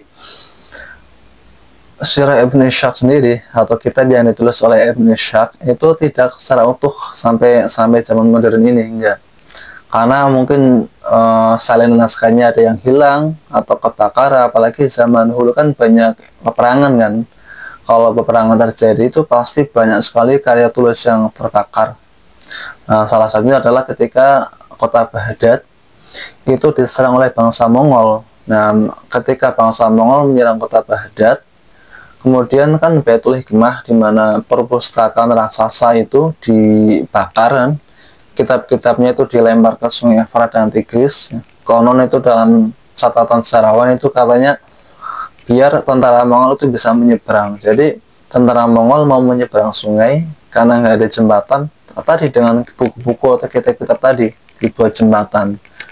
Bahkan ketika itu para sejarawan mengatakan Sungai Efrat itu seperti warnanya menjadi hitam pekat merah, hitam karena tinta para ulama, bukunya para ulama, darah karena darah karena tadi orang-orang Islam yang dibantai ketika itu. Nah, itu kan banyak yang hilang. Nah, mungkin ya salah satunya ini ya. Jadi kitab Syura Ibnu Ishaq itu nggak sampai ke tangan kita secara utuh ya, tapi ada potongan-potongannya ya tadi karena banyak yang hilang. Nah, tapi kalau Syura Ibnu Hisham ini sampai kepada kita secara utuh. Untungnya ada Ibnu Hisham ya. Ibnu Hisham dalam Muqaddimah menulis seperti ini. Wa hadza kitabus sirati Rasulullah sallallahu alaihi wasallam mimma rawahu Muhammad ibn Ishaq wa qad taraktu asya'an la yahtamiluhal qira'u wa asya'a dzakaraha ibn Ishaq la tasihu indana ya. Yang artinya inilah kitab sejarah Nabi Muhammad Sallallahu Alaihi Wasallam sebagaimana diriwayatkan oleh Muhammad bin Ishaq. Aku, yaitu Ibnu Hisham, telah meninggalkan beberapa hal yang tidak layak dibaca dan hal-hal yang disebut oleh Ibnu Ishaq tetapi tidak sahih menurut saya. Nah, jadi memang tidak semua yang ditulis oleh Ibnu Ishaq ditulis ulang oleh Ibnu Hisham ya, tapi diteliti lagi, ini kok kayaknya nggak sesuai, ini kok kayaknya nggak pas, ini kok kayaknya riwayatnya salah atau tidak sahih, ini seharusnya namanya salah bukan ini. Nah, itu dikoreksi oleh Ibnu Hisham dan disempurnakan. Maka dengan demikian Ibnu Hisham bukan sekedar penyalin ulang karya Ibnu Ishaq, melainkan melakukan proses kurasi yang ketat dan cerdas ya. Ia menyeleksi dan menata ulang isi kitab Sirah Ibnu Ishaq agar lebih sesuai dengan kaidah sanad ya. Akidah Ahlussunnah serta prinsip ilmiah dan bahasa yang baku, ya ininya adalah disempurnakan. Nah, itu nah, bagaimana sih langkah-langkahnya? Ini saya jelaskan secara singkat. Beberapa langkah metodologi penting yang diterapkan oleh Ibnu Hisham sebagai berikut. 1. Pemotongan materi. Jadi Ibnu Hisham dengan sengaja menghilangkan beberapa bagian dari karya asli Ibnu Ishaq yang dianggap tidak relevan, tidak kuat, dan tidak pantas. Nah, jadi kalau Ibnu Ishaq itu kan semuanya dituliskan kan, entah riwayatnya benar atau salah, semuanya pokoknya ditulis. Tapi Ibnu Hisham itu distraksi, ini kayaknya cerita ini palsu deh, dibuang. Cerita ini kayaknya asli.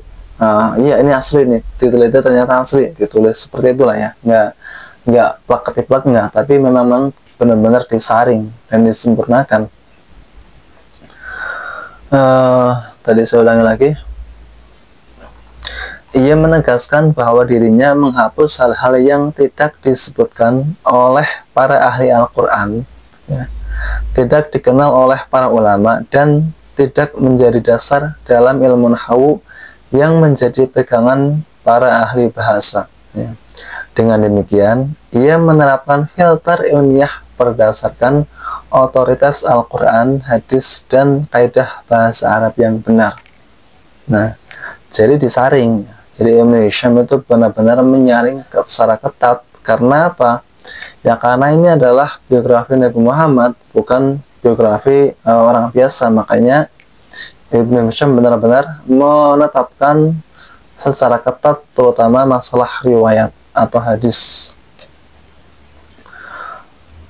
dan juga materi yang bertele-tele yang nggak ada dasarnya langsung di-cut, langsung dipotong. Kemudian penambahan penjelasan, ya. Beliau menambahkan berbagai penjelasan terhadap bagian-bagian yang sulit, terutama mengenai kosakata bahasa Arab yang langka atau gharib, silsilah kabilah, serta lokasi geografis. Nah, jadi karya Ibnu Ishaq ini kan nanti ada bahasa-bahasa Arab yang mungkin jarang dengar, nah itu dijelaskan oleh Ibnu Hisham, ya. Atau silsilah kabilah, ya, karena bahasa Arab kan tadi banyak kabilah-kabilahnya, banyak suku-sukunya, kemudian oleh Ibnu Hisham dijelaskan. Kemudian serta lokasi geografis, jadi ketika menceritakan Nabi, misal Nabi melakukan perjanjian Hudaybiyah, itu lokasinya tepatnya di mana dijelaskan. Atau misalnya Nabi ketika berdagang di Syam, ya, kemudian kota mana yang dilewati dijelaskan lokasinya oleh Ibnu Hisham. Itu sebagai contoh. Nanti bisa dibaca sendiri di kitabnya atau bukunya. Kemudian sistematisasi yang lebih baik. Jadi Ibnu Hisham menyusun analisis sejarah dengan urutan yang logis dan terstruktur, dimulai dari kisah Nabi Ismail alaihissalam, kemudian silsilah Nabi Muhammad Shallallahu Alaihi Wasallam, peristiwa tahun gajah, kelahiran Nabi, hingga perjalanan hidup dan wafat beliau. Jadi memang di sini Ibnu Hisham menulis itu bukan dari kelahiran Nabi, ya, tapi sebelumnya, ya. Di sini Ibnu Hisham menulis dari kisahnya Nabi Ismail, ya, ketika ditinggalkan oleh Ibrahim atau Abraham di padang gurun. Kemudian ada sumur Zamzam dan sebagainya. Kemudian Ibnu Hisham menceritakan secara sekilas, ya, kerajaan-kerajaan Arab sebelum Islam. Salah satunya adalah dinasti Himyar itu atau dinasti Tuba. Kemudian Nabi Muhammad menceritakan tahun gajah, tahun dimana atau beberapa tahun di mana Nabi Muhammad dilahirkan. Jadi sebelum Nabi Muhammad dilahirkan itu sekitar 4 atau 5 tahun sebelumnya ada peristiwa besar yang disebut dengan tahun gajah, di mana gubernur Yaman ketika itu, Abraha, itu ingin menghancurkan Ka'bah. Itu diceritakan sampai nanti runtut, sampai Nabi Muhammad dakwah di Mekah, hijrah, kemudian dakwah di Madinah, dan sampai wafat beliau. Itu secara runtut. Nah, kemudian selanjutnya Ibnu Hisham menulis sirah nabawiyah dengan pendekatan ilmiah yang sistematis, ya, tadi sistematis, ya, intinya. Jadi karya Ibnu Ishaq, ya, yang itu sudah bagus sebenarnya, cuman kurang sistematis, maka oleh Ibnu Hisham dibuat sistematis lagi, ya. Beliau Ibnu Hisham ini membagi kisah Nabi Muhammad ke dalam tahapan-tahapan kronologis sebagai berikut. Nah, pertama, ini garis besarnya, ya, garis besarnya. Pertama, Ibnu Hisham itu menulis nasab Nabi Muhammad, ya, sampai Nabi Ibrahim alaihissalam, ya. Berarti menjelaskan silsilah Nabi Muhammad. Kemudian Ibnu Hisham menjelaskan kelahiran Nabi Muhammad. Kemudian Ibnu Hisham menjelaskan masa kanak-kanak dan remaja Nabi Muhammad, ya. Kemudian Ibnu Hisham menjelaskan masa-masa kenabian dan berdakwah di kota Mekah, ya. Kemudian Ibnu Hisham menjelaskan masa-masa hijrah ke Madinah dan berdakwah di sana. Kemudian Ibnu Hisham juga menjelaskan perang-perang besar di masa Nabi. Ada perang Badar, perang Uhud, perang Khandaq, dan macam-macam lah. Kemudian Ibnu Hisham juga menjelaskan peristiwa Fathul Makkah, ya, ini karena sangat bersejarah, tentu dijelaskan. Dan terakhir Ibnu Hisham menjelaskan wafatnya Nabi Muhammad Shallallahu Alaihi Wasallam. Kemudian selain menyusun secara kronologis, ya, beliau Ibnu Hisham juga menambahkan penjelasan kebahasaan, asal-usul kabilah, syair-syair Arab klasik, serta sejarah pra-Islam seperti kisah bangsa Arab terdahulu. Nah, tadi karena beliau ahli bahasa juga. Kalau ada bahasa-bahasa yang mungkin kurang dipaham, dijelaskan oleh Ibnu Hisham ya. Atau syair-syair Arab klasik, karena sebelum pra-Islam, sebelum Islam itu bangsa Arab adalah bangsa penyair, ini bukan bangsa penulis, tapi bangsa penyair. Makanya apa-apa itu pasti ada syairnya ya.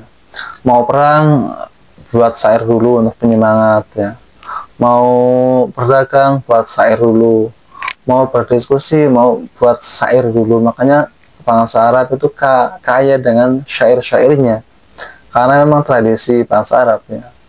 Dan ketika itu memang banyak yang buta huruf, karena apa? Kalau bangsa Arab jahiliyah, bangsa Arab pra-Islam itu bisa kemampuan menulis itu dianggap aib ya. Kenapa dianggap aib? Karena orang Arab itu beranggapan kalau orang bisa menulis, oh berarti ingatannya itu lemah, berarti ingatannya itu kurang baik, berarti orang itu pelupa, makanya perlu ditulis.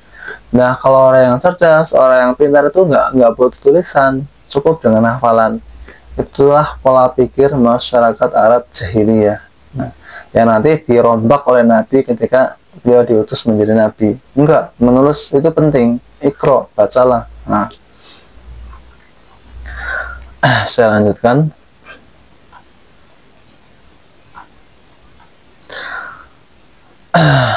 Tadi sampai ini.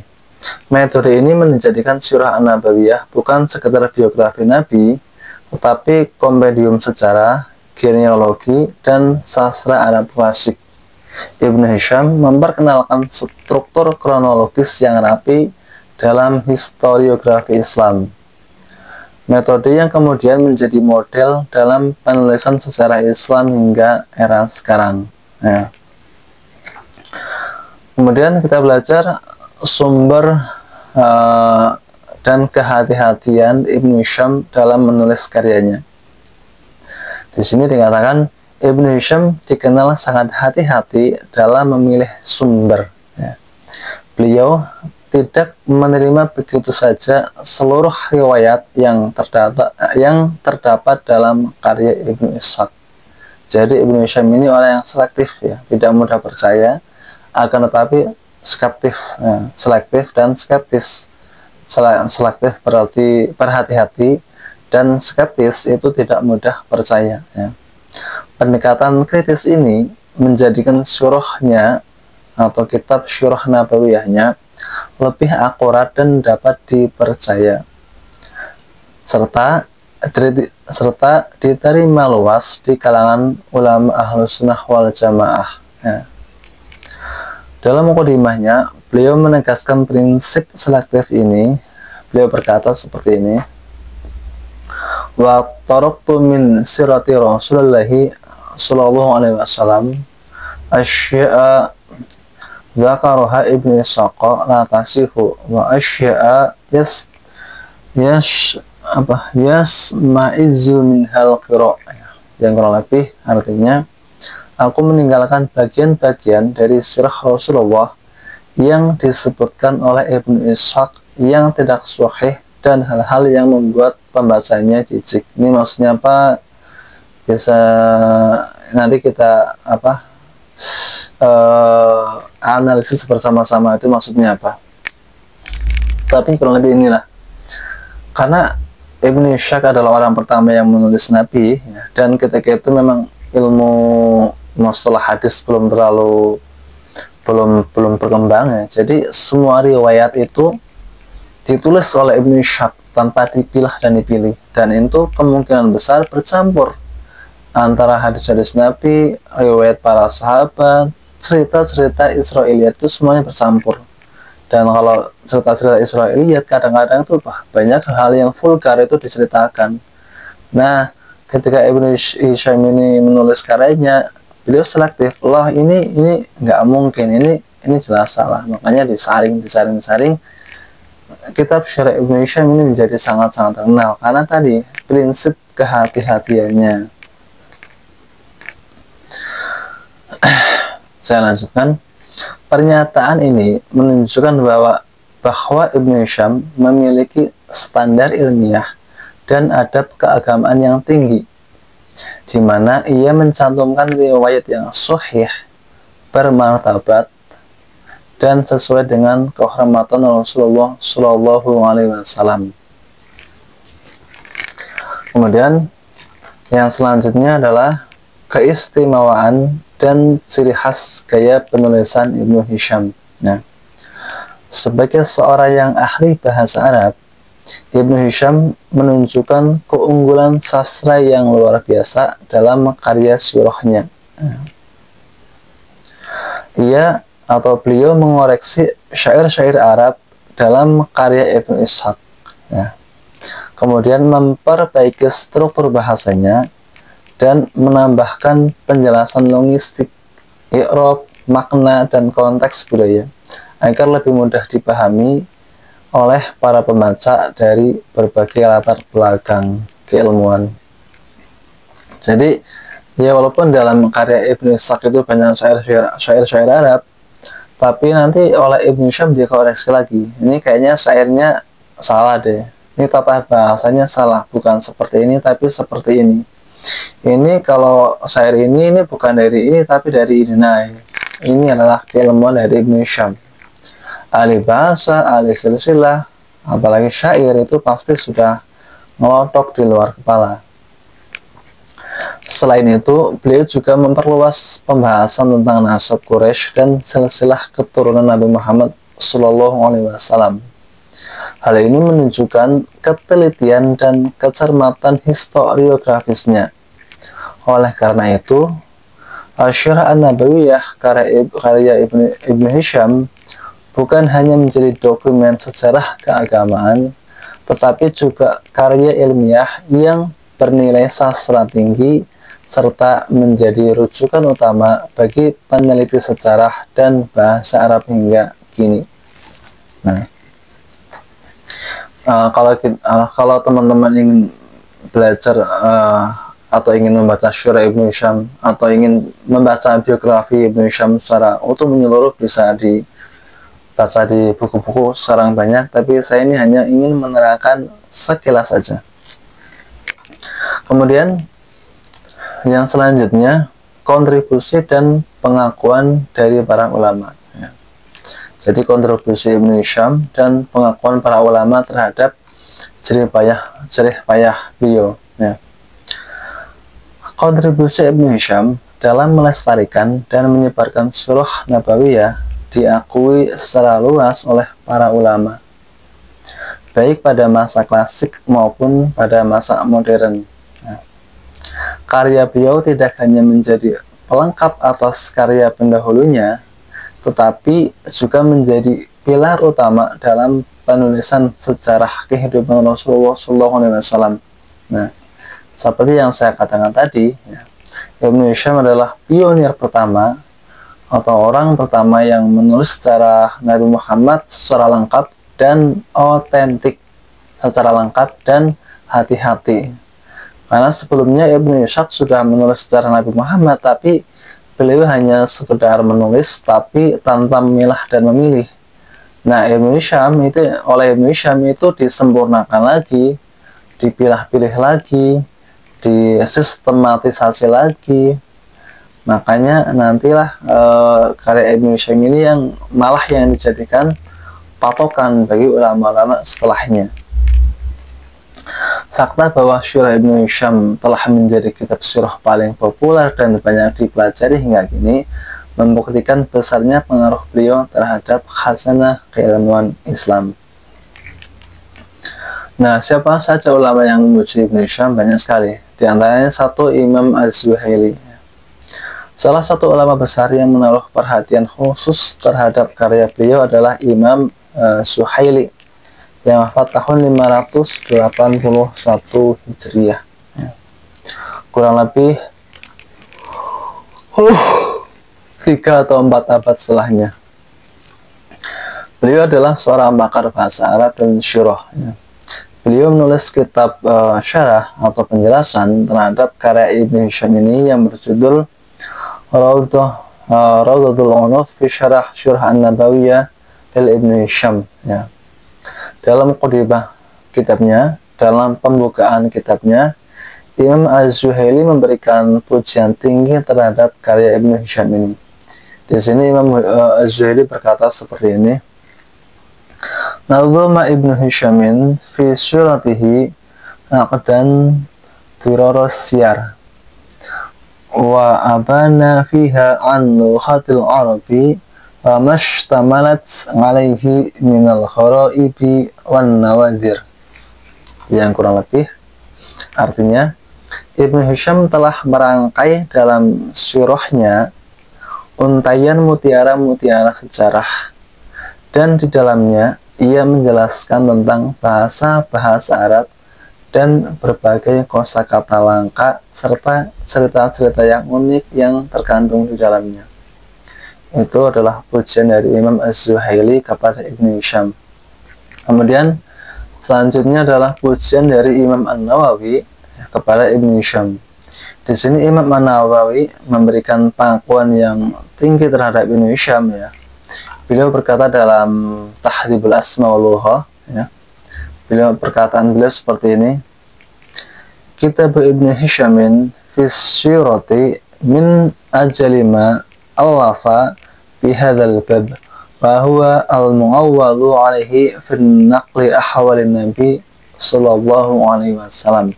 Yang kurang lebih artinya, kitab Ibnu Hisham dalam bidang sirah atau sejarah, ya, adalah di antara karya paling agung dalam bab ini, dan ia menjadi sandaran utama dalam meriwayatkan keadaan Nabi atau perihal keadaan Nabi Muhammad Sallallahu Alaihi Wasallam. Kemudian pujian Ibnu Khaldun kepada Ibnu Hisham, ya.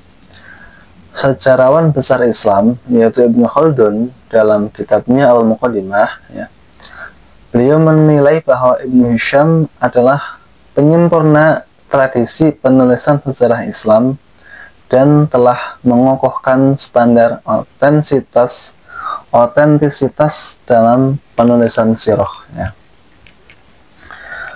Beliau menulis seperti ini.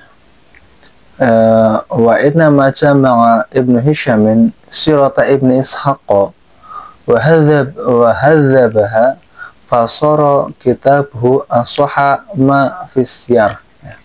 Yang kurang lebih artinya, sesungguhnya Ibnu Hisham telah mengumpulkan dan menyempurnakan sirah Ibnu Ishaq, maka kitabnya menjadi karya paling sahih dalam bidang sirah. Kemudian ada juga Imam As-Suyuti. Imam As-Suyuti juga memberikan pujian kepada Ibnu Hisham, ya. Imam Jalaluddin As-Suyuti, ya, dalam kitab Tadribur Rawi, ya, juga menegaskan keunggulan karya Imam Ibnu Hisham ini dibandingkan dengan kitab sirah lainnya. Jadi beliau menyebutkan bahwa Ibnu Hisham telah menyaring riwayat-riwayat yang lemah dan mungkar, sehingga karyanya menjadi rujukan utama setelah Al-Quran dan Al-Hadis, ya. Imam As-Suyuti menulis seperti ini. Amma Qutubus Siyari fa'asahuha kitab Ibnu Hishamin idh naqahahu min du'afi wal munkari. Yang artinya, adapun kitab-kitab sirah yang paling sahih adalah kitabnya Ibnu Hisham. Kenapa? Karena beliau telah menyaringnya dari riwayat-riwayat yang lemah dan mungkar. Itu menurut Imam As-Suyuti. Kemudian ada juga ini dari ulama kontemporer, yaitu Dr. Emil Badi Yaqub, ya. Dr. Emil Badi Yaqub adalah seorang peneliti kontemporer, ya. Juga menilai bahwa metode yang digunakan oleh Ibnu Hisham, ya, dalam penyusunan sirahnya yang sangat praktis dan sistematis, ya. Ia menekankan kehidupan Nabi Muhammad SAW secara kronologis dan logis, ya, serta mengesampingkan riwayat-riwayat dari Ibnu Ishaq yang tidak didukung oleh Al-Quran ataupun penjelasan yang jelas. Pendekatan ilmiah semacam ini menjadikan karya Ibnu Hisham lebih otentik dan terverifikasi dibandingkan versi sebelumnya. Nah, ya tadi, karena kalau karya mana yang paling tua, tentu karya Ibnu Ishaq itu lebih tua. Tapi karya mana yang lebih otentik, yang lebih sahih, yang lebih kredibel, yang lebih terpercaya, tentu karyanya Ibnu Hisham, seperti itu.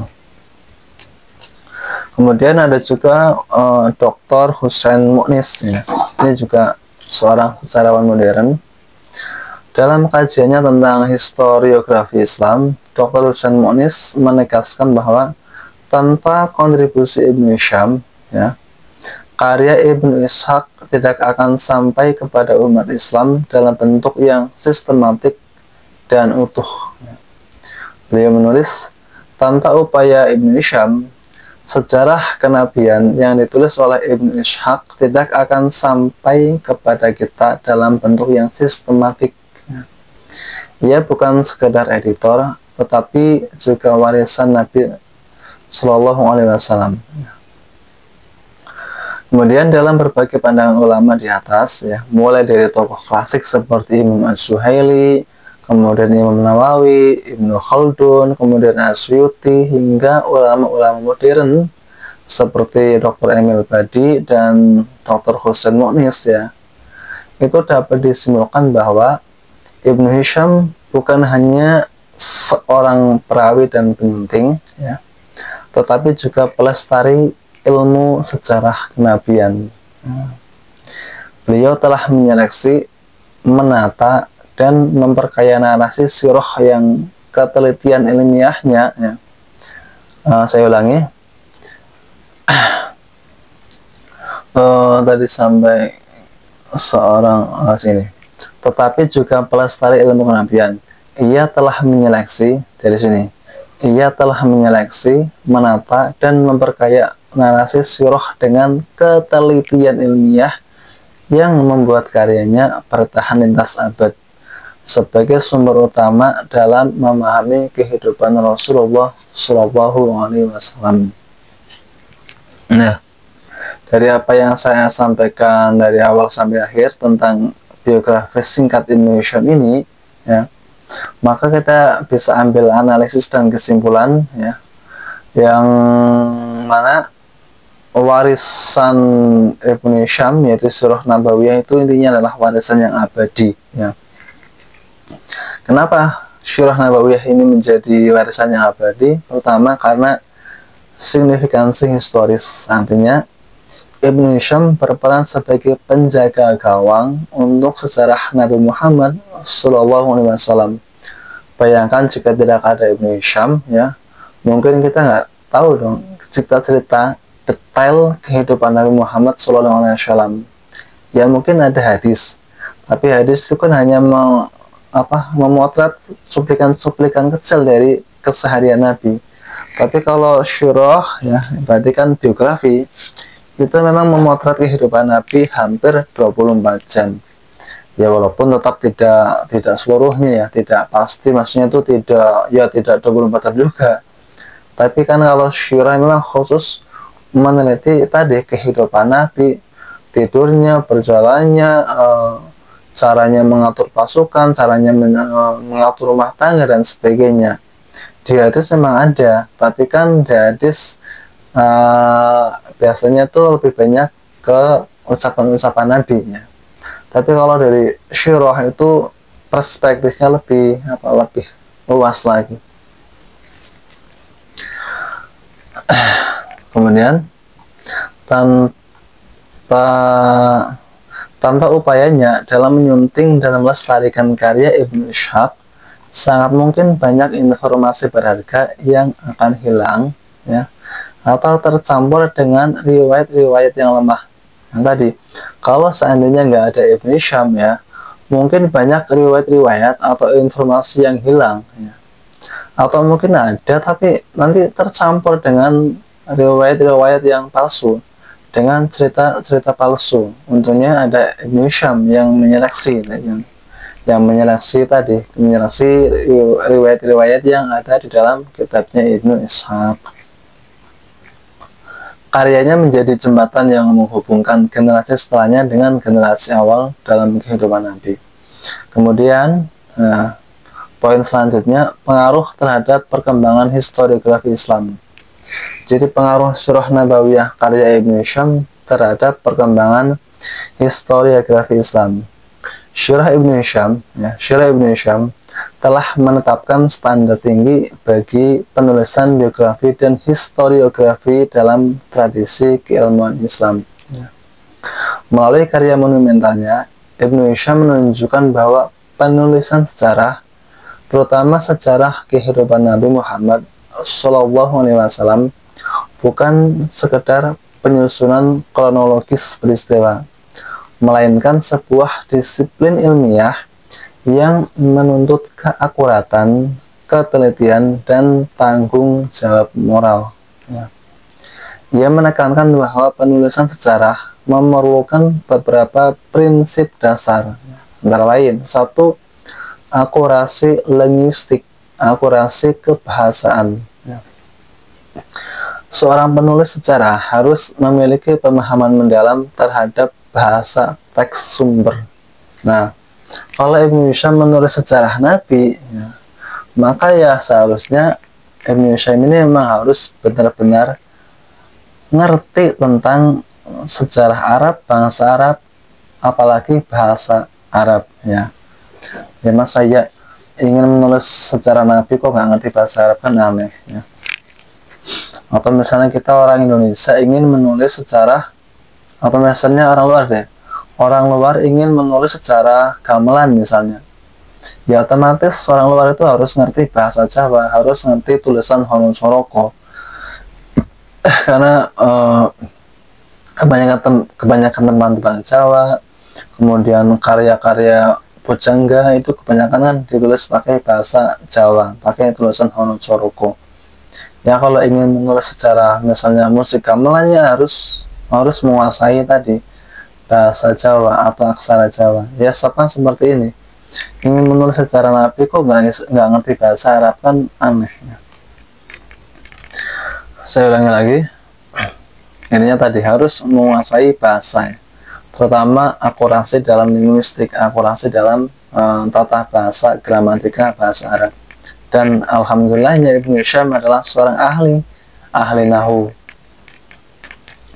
Ibnu Hisham sendiri dikenal sebagai orang yang sangat hati-hati dalam menyeleksi kata, memperbaiki kesalahan bahasa, serta menjelaskan istilah-istilah yang tidak lagi dikenal di zamannya.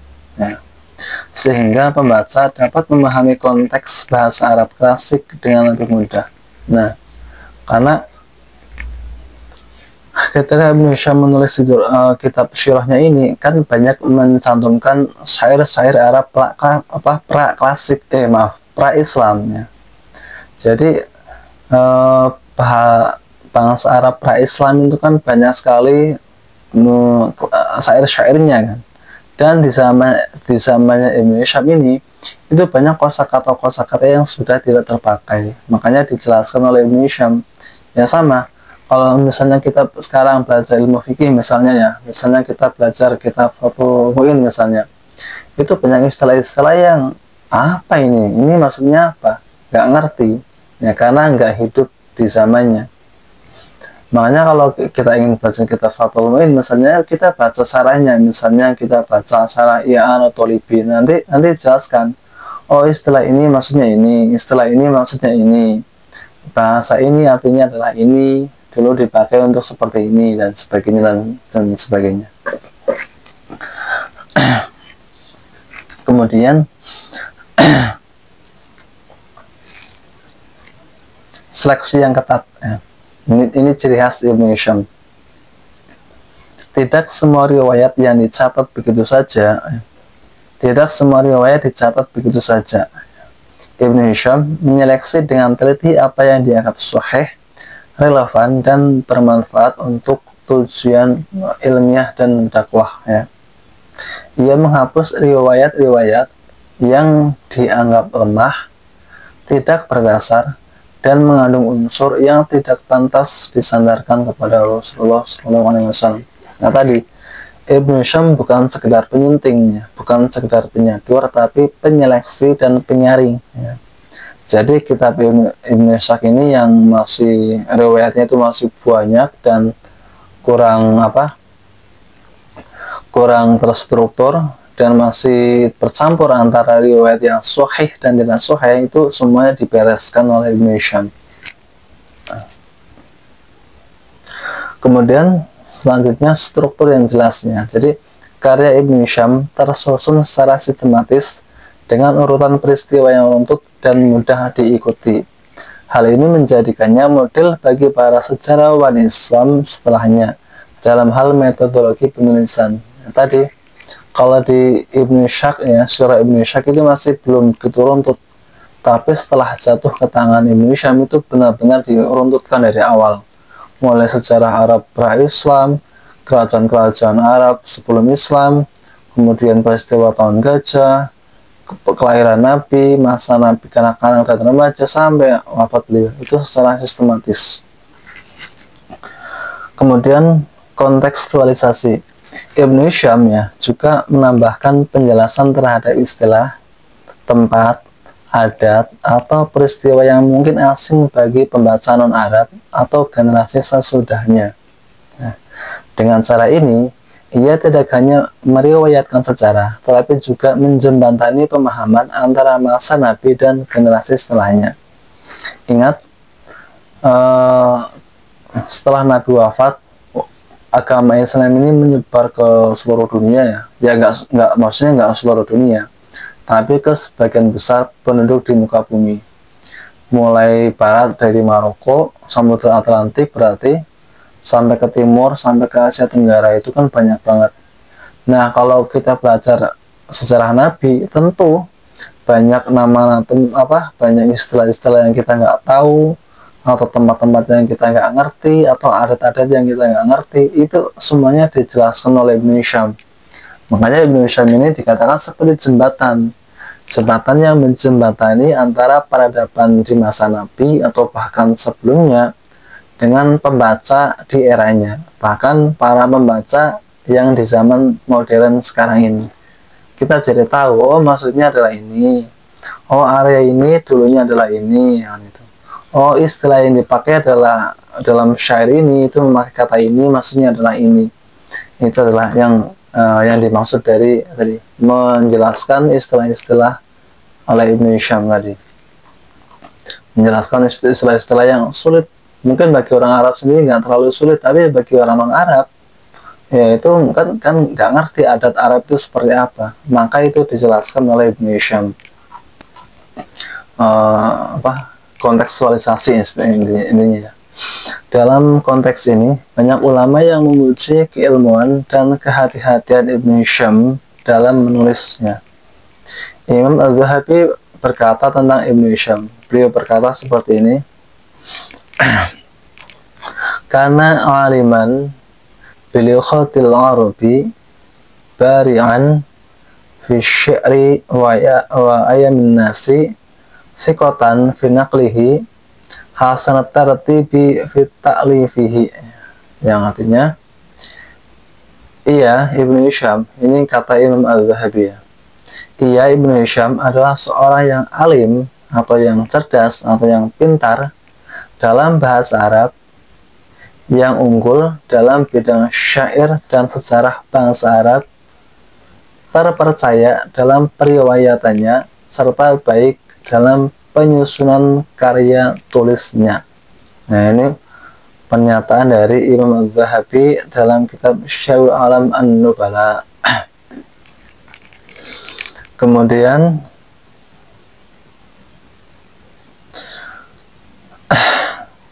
sampai ini dia. Pujian ini menunjukkan bahwa Syirah Ibnu Hisham bukan sekedar karya sejarah, melainkan karya ilmiah yang disusun dengan disiplin dan ketelitian luar biasa. Nah, kemudian kita belajar nilai ilmiah dan pengaruh historis. Ya, yang pertama, pengaruh terhadap tradisi penulisan syirah. Karena tadi dikatakan karya Ibnu Hisham ini mempengaruhi karya-karya ulama setelahnya, khususnya adalah ulama yang menulis dalam bidang sejarah. Ya. Di sini dikatakan Pengaruh Syirah Ibnu Hisham terhadap tradisi penulisan sirah ya, dalam tradisi penulisan sirah sangat luas dan mendalam. Seluruh kitab syirah setelah abad ke-3 Hijriah ya, termasuk kitab Zadul Ma'ad karya Ibnu Qayyim dan kitab Al-Khosais karya Khosais Al-Kubra karya Imam Asyuti ya, juga mengambil bahan pokok dari kitab Syirah Ibnu Hisham ini. Hal ini menunjukkan bahwa karya beliau tersebut telah menjadi sumber primer, sumber utama, dan acuan utama bagi generasi ulama setelahnya. Ibnu Hisham bukan hanya menyalin karya Ibnu Ishaq ya, tetapi juga memperkaya dan menyusunnya ulang dengan standar metodologis yang lebih tinggi ya. Dengan demikian, beliau menjadi jembatan penting antara tradisi riwayat, ya, hadis dan asar dengan disiplin sejarah dan biografi, yaitu kitab-kitab tarikh, kitab-kitab syirah. Imam Asyuti bahkan mengakui pentingnya karya Ibnu Hisham ya, dalam kajian sejarah Nabi dengan mengatakan seperti ini. Ini adalah perkataan Imam Asyuti dalam kitabnya Al-Muhadarah fi Tarikh al-Mishri. Beliau berkata seperti ini, Siratu Ibnu Hishamin asahuma jumi'a fi akhbari Nabi sallallahu alaihi wasallam ya, wa hiya aslun li kulli man ja'a ba'dah ya.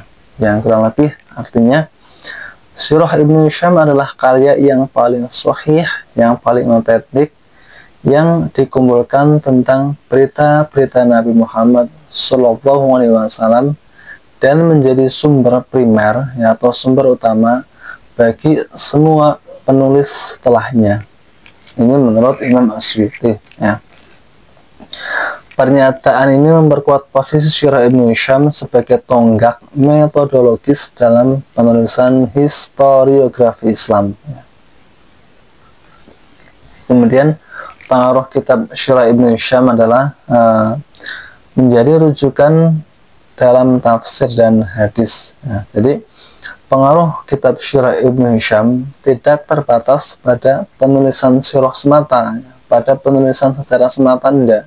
Ternyata banyak mufassir besar ya, atau para ahli tafsir besar ya, seperti Imam At-Tabari dan Imam Ibnu Katsir ya, yang mengutip kisah-kisah syirah berdasarkan redaksi Ibnu Hisham. Jadi kalau kita belajar tafsir At-Tabari atau tafsir Ibnu Katsir dan sebagainya, itu banyak mengutip kisah-kisah Nabi Muhammad itu berdasarkan yang ada di dalam kitabnya Syirah Ibnu Hisham ini. Berarti kan sangat-sangat berpengaruh dan diperhitungkan, ya kan? Hal ini karena karya tersebut dianggap memiliki otoritas yang kuat dalam menggambarkan konteks historis turunnya wahyu atau asbabul nuzul maupun latar belakang peristiwa yang disebutkan dalam Al-Quran.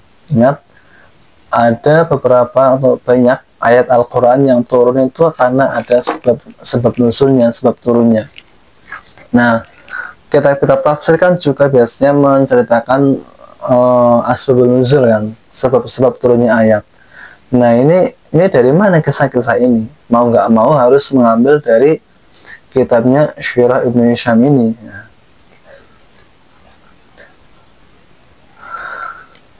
Kemudian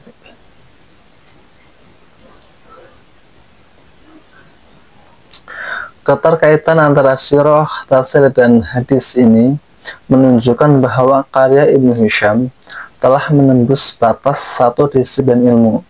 Ia menjadi referensi lintas bidang, mulai dari sejarah, tafsir, hingga teologi, karena akurasi dan metodologinya yang cermat. Jadi, walaupun kitab Syirah Ibnu Hisham ini kitab sejarah, ternyata kok dijadikan referensi dalam penulisan kitab tafsir dan kitab hadis. Berarti kan sangat-sangat berpengaruh atau sangat-sangat dipercaya Ibnu Hisham ini. Kemudian pembahasan selanjutnya, relevansi karya Ibnu Hisham di masa kini. Nah, apa sih untungnya kita belajar kitab klasik, kitab Syirah Ibnu Hisham? Nah, Hingga hari ini, kitab Sirah Ibnu Hisham terus menjadi rujukan primer dan wajib bagi siapapun yang serius mempelajari Islam, baik di pesantren-pesantren tradisional maupun di universitas-universitas modern di seluruh dunia. Jadi, kalau belajar Sirah Nabawiyah, belajar biografi Nabi Muhammad, ya buka Sirah Ibnu Hisham. Dan ini kitab ini sudah dipelajari hampir di semua pondok pesantren maupun di universitas dalam dan luar negeri. Kemudian sampai mana tadi? Nah, ini kitab ini tidak hanya dijadikan dasar pembelajaran sejarah kenabian, tetapi juga menjadi fondasi metodologis dalam studi historiografi Islam. Keistimewaan karya ini membuatnya tetap relevan melintasi zaman. Ia tidak hanya dihargai di kalangan ulama muslim, tetapi juga diakui oleh para sarjana dan orientalis barat. Jadi, orientalis barat adalah para sarjana, para cendekiawan dari Eropa yang mempelajari kebudayaan bangsa-bangsa timur, khususnya adalah orang-orang Islam, ya. Karena peradaban itu mencakup agama, bahasa, dan suku, ras, dan macam-macam lah. Sejarawan modern seperti Montgomery Ward, ya, Guillaume, dan Phil menggunakan Sirah Ibnu Hisham sebagai sumber utama dalam penelitian sejarah Nabi Muhammad SAW. Bahkan karya monumental The Life of Muhammad oleh Guillaume, ya, yang diterbitkan di kota London, ya, pada tahun 55 atau tahun 1955, merupakan terjemahan langsung dari naskah Ibnu Hisham dan Ibnu Ishaq, yang menjadi jembatan penting antara tradisi Islam klasik, dan studi akademik modern. Kitab ini telah diterjemahkan ke dalam berbagai bahasa, termasuk bahasa Indonesia, Inggris, Prancis, Urdu, dan Turki, sehingga memastikan bahwa warisan keilmuannya terus hidup dan dapat diakses oleh umat Islam di seluruh dunia. Penerimaan lintas budaya dan lintas disiplin ilmu ini memperlihatkan betapa Sirah Ibnu Hisham telah memiliki ini memiliki nilai-nilai universal, nilai-nilai yang umum dipegang, ya, dalam dunia keilmuan Islam. Dengan demikian, Imam Ibnu Hisham bukan hanya seorang perawi sejarah, ya, tetapi juga seorang intelektual muslim, pelopor yang dengan kesadaran penuh membentuk cara umat Islam memahami dan menafsirkan sejarah suci Nabi Muhammad SAW. Dedikasinya terhadap keilmuan, ketelitiannya dalam metode, dan kedalaman pemahamannya, ya, khususnya dalam bahasa Arab, telah menjadikan namanya abadi, terukir dalam tinta emas sejarah peradaban Islam. Ya. Kedalaman ilmu dan kontribusi besar Imam Ibnu Hisham terhadap historiografi Islam telah diakui oleh banyak ulama besar sepanjang sejarah, ya. Imam Al-Bahabi memberikan pujian tinggi terhadap Ibnu Hisham ini dalam kitabnya Syairul Alam An-Nubala. Beliau berkata, "Kana aliman bi lughatil Arabi baringan fi sya'ri wa ayamin nasi siqatan fi naqlihi hasanat tartibi fi ta'lifihi." Ini saya ulangi lagi, walaupun sebelumnya sudah saya bacakan, ini biar sebagai pengingat. Yang intinya adalah, Ibnu Hisham adalah seorang yang alim dalam bahasa Arab, unggul dalam bidang syair dan sejarah bangsa Arab, kemudian terpercaya dalam periwayatannya serta baik dalam penyusunan karya tulisnya. Ya. Begitu pula Imam Asyuti dalam kitabnya, beliau menulis seperti ini, Syiratul Ibnu Hishamin as-Sohma, ya, jumi'a min akhbari Nabi sallallahu alaihi wasallam wa ya aslun li kulli man ja'a ba'da. Ini saya juga ulangi lagi biar sebagai pengingat, walaupun sebelumnya sudah saya sebutkan. Di sini perkataan Imam Masyhuri ini kurang lebih artinya Sirah Ibnu Hisham ya, adalah karya yang paling sahih yang dikumpulkan tentang berita-berita seputar Nabi Muhammad Shallallahu Alaihi Wasallam dan menjadi sumber utama bagi semua penulis setelahnya. Ya.